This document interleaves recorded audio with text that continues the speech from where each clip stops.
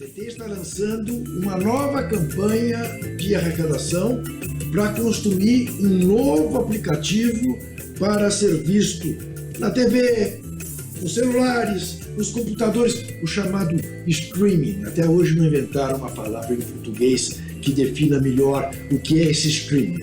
Mas enfim, se você quer colaborar para este novo passo de tornar a TVT nacional, ser vista no Rio Grande do Sul, da deputada Maria do Rosário, no Ceará, em Pernambuco, em Roraima, em Rondônia, tome nota.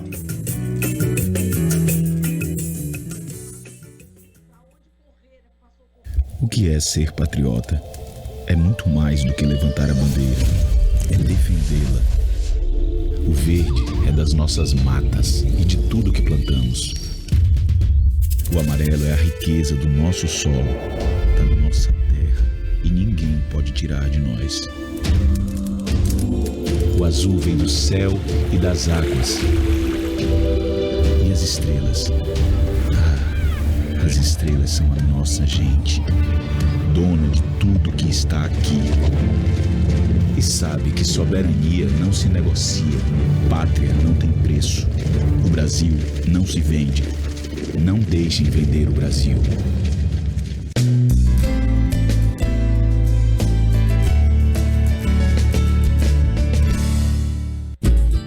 De segunda a sexta, ao vivo, eu faço Papo com o Zé Trajano aqui na TVT e na Rádio Brasil Atual. Falo de política, de música, de literatura, de cinema e de esporte. Convido todos vocês a participar, incluir a participação do público através de WhatsApp. Portanto, anote aí, de segunda a sexta, de 6h30 às 7 da noite, Papo com Zé Trajano, ao vivo, aqui na TVT e na Rádio Brasil Atual. Esperando por você. Voltamos a apresentar Jornal Brasil Atual. As notícias que os outros não dão. São 7h26 e nós fazemos contato com Marilu Cabanhas. Bom dia, Marilu, bem-vinda. Muito obrigada, Rafa, muito obrigada. Bom dia para você e para todo mundo que está acompanhando a gente aqui no Jornal Brasil Atual, pela Rádio Brasil Atual e pela querida também TVT. E vamos agora direto falar com o nosso colunista Wagner Ribeiro, professor do Departamento de Geografia da USP e do Programa de Pós-Graduação em Ciência Ambiental. Olá, Wagner, bom dia, seja muito bem-vindo. Bom dia, Marilu, bom dia quem nos acompanha. Bom, Wagner, vamos começar aqui falando da água da chuva no mundo que está contaminada com poluentes eternos, né? Então eu gostaria que você falasse sobre esse tema que é bastante preocupante. Então tem aí novas pesquisas, né, que mostram que a água da chuva, na maioria dos locais do planeta Terra aqui, contém níveis de produtos químicos que excedem muitos níveis de segurança. É bastante alarmante essa notícia. Eu gostaria que você explicasse para a gente, Wagner, sobre essa situação. Veja, Marilu, essa é uma situação bastante preocupante pelo seguinte: nós estamos falando aí de mais de 4.500 substâncias, né, que compõem os mais diversos materiais, né? Estamos falando de papel, tecidos, né? Você pensar cada tinta que você introduz aí num tecido, por exemplo, né? Alguns materiais que apresentam algumas propriedades interessantes, né? Sei lá, ele é impermeável, mas ao mesmo tempo, para ser impermeável, você tem que agregar alguns elementos químicos ali. Roupas esportivas, enfim, a gente tem aí uma grande gama, né, de materiais que, para ter algumas características, são tratados quimicamente. E esses elementos químicos, eles acabam, de alguma forma, também sendo dispostos no ambiente, né? Quando você tem a chuva, tudo isso acaba sendo carreado, né, acaba sendo transportado. Associado a isso, a gente tem também poluição do ar, basicamente hoje, poluição por veículos, né, os mais diversos automotores, especialmente veículos a diesel, e tudo isso, então, quando você tem a chuva, a precipitação, né, isso acaba, a água é um solvente geral, então ela acaba misturando esses elementos todos, né, e trazendo, então, essa preocupação, porque parte desses elementos, eles têm uma vida útil, né, e para quem lembra das aulas de química, né, ele acaba tendo uma capacidade de reação por muitos anos, né, e esse volume todo associado à água faz com que ele se dissolva e penetre no ambiente. De que forma que ele penetra? Pelo escoamento das águas da chuva. Então ele vai chegar no solo, né? e muito do solo ele vai penetrar e vai chegar até os corpos d'água. Então, é um ciclo, na verdade, muito preocupante, porque você passa a ter mais dificuldade em tornar a água, em dar potabilidade para a água, né? Tornar a água boa para consumo humano e animal, e também para as plantas também que precisam de água de qualidade para poder se reproduzir e manter seus sistemas de funcionamento. Então, de fato, é uma preocupação muito grande, né?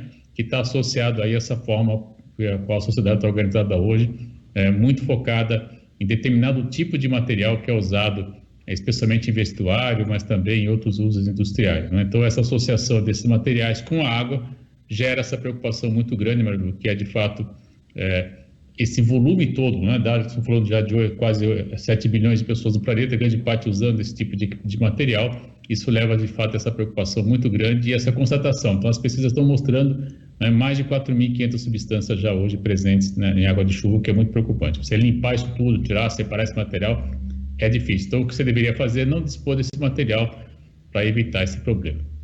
Exato, então a indústria tem que se adequar, né, Wagner? A gente estava falando aqui de alguns produtos, você citou vários, e eu estou vendo aqui que tem até as panelas antiaderentes, né? A gente precisa se livrar delas, né, pelo jeito, né? E é muito importante que haja substituição. Eu lembrei a panela de barro lá do Espírito Santo, lembrei dessas panelas maravilhosas, né? É preciso já a gente pensar em substituí-las também, né?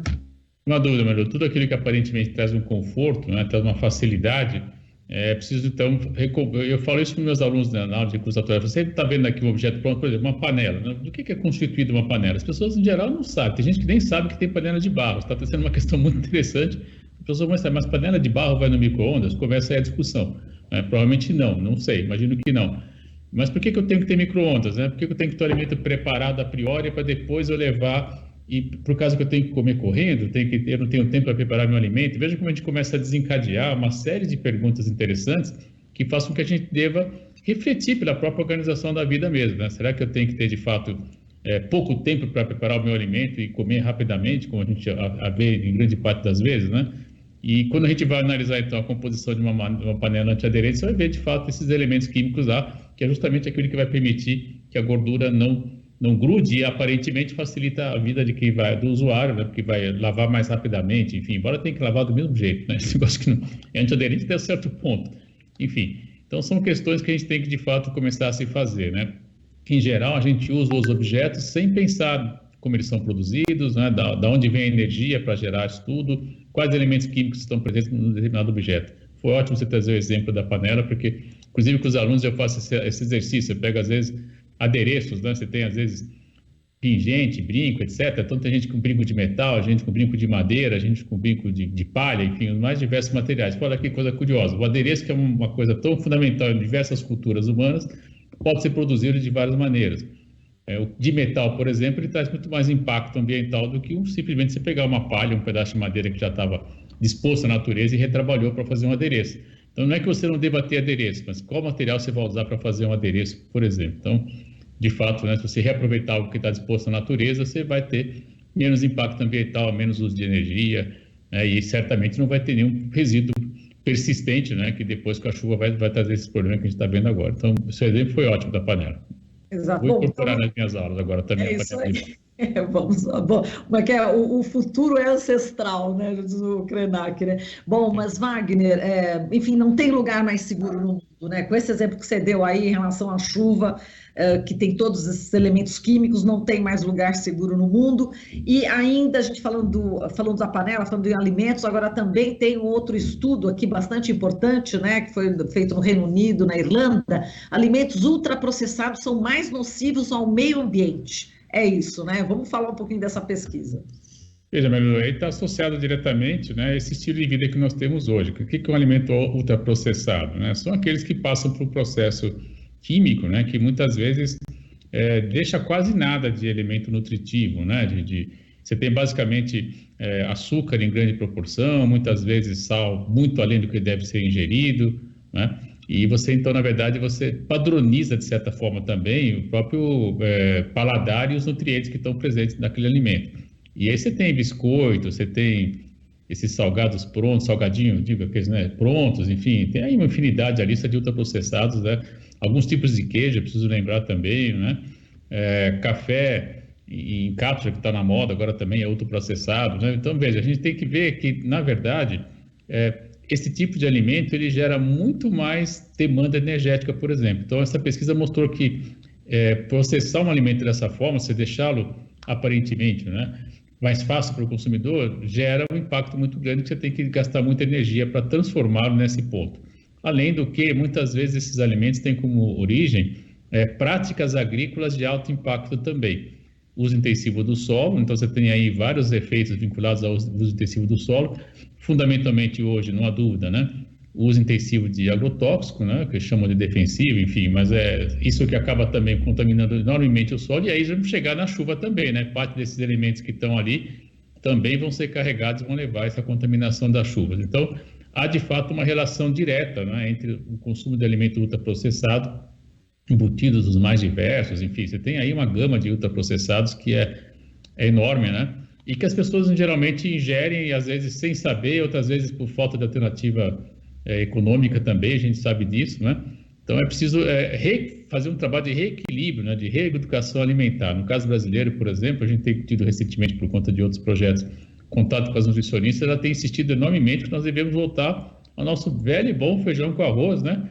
Um ovo e uma salada, falei, é muito melhor do que você pegar, por exemplo, e comer esses lanches com as mais diversas, enfim, gorduras e sais e açúcar, principalmente em alta escala, né? Então, por exemplo, recuperar o velho e bom arroz com feijão, ele é muito equilibrado, né? Com uma saladinha, etc.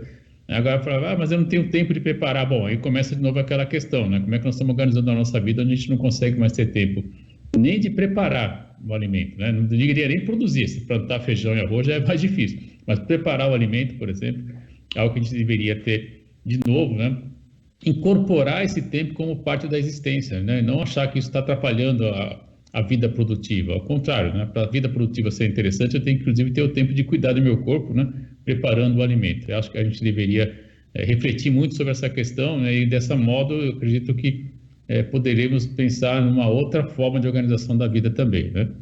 E aí, Mário, tem também muitos pães, né? Tem também, enfim, alguns tipos de carne que são ultraprocessadas, né? Acabam, enfim, comida pronta em geral, né? Esses congelados também, em geral, são ultraprocessados. Não da pequena rotisseria, evidentemente, mas as grandes empresas, evidentemente, né? Exato, quer dizer, prejudica o nosso corpo e prejudica o meio ambiente, né? Quer dizer, é preciso realmente mudar tudo, tá tudo fora da ordem. É isso mesmo, Wagner. Aqui você ouve as notícias que os outros não dão. Jornal Brasil Atual.